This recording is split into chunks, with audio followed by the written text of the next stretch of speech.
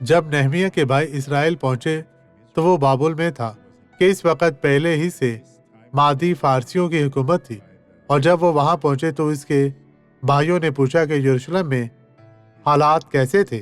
دیکھیں کہ پھر کیا ہوا۔ نہمیہ باب 1 آیت 4۔ جب میں نے یہ باتیں سنی تو بیٹھ کر رونے لگا اور کئی دنوں تک ماتم کرتا رہا اور روزہ رکھا اور آسمان کے خدا کے حضور دعا کی۔ اسے خدا نے چھوا تھا۔ عزیزو، جب خدا آپ کو کوئی ایسا کام کرنے کے لیے چھوتا ہے تو اتنا عظیم ہے کہ آپ سوچ بھی نہیں سکتے۔ تو ایسا کریں، مجھے طاقت دے خدا تاکہ میں کروں، اور دعا کریں کہ خدا آپ کے ساتھ ہو۔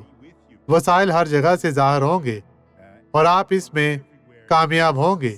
نہمیہ رویا کیونکہ یروشلم کی دیواریں تباہ ہو چکی تھی، خدا کی ہیکل تباہ ہو چکی تھی۔ نبوکدنضر نے یہ سب کچھ تباہ کر دیا تھا، لیکن بعد میں سب کی تجدید کی گئی کہ آپ کی زندگی ایسی ہے کہ ہم اسے دوبارہ تعمیر کریں، کیونکہ آپ کا جسم خدا کی ہیکل اور روح ہے۔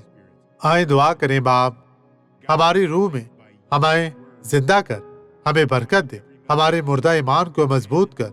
بدی اب ہمیشہ کے لیے ان کی زندگی سے یسوع کے نام میں چلی جا، اور خداوند آپ کو ہمیشہ برکت دیتا رہے۔